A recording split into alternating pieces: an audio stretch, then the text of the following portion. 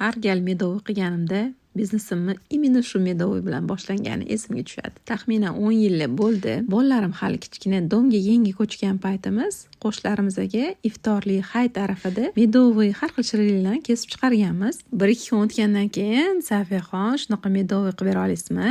Yurishim bor edi, ankun chiqargan medovый shunaqa yoqdi deganlar. Bo'ldi, yoqqan bo'lsa qilib beraman deb shunaqa qilib birin-ketin zakazlar olishni boshlaganman. Eng tez oladigan zakazim ham shu medovый bo'lgan, chunki 1,5 soat oldin ichsam medovıyni tayyor qilib berardim. Bu medovıyni esa qanaqa qilinishini polni yozib qo'yaman. Mana ko'rjlarimiz pishib chiqdi, ishib chiqqanini qarang.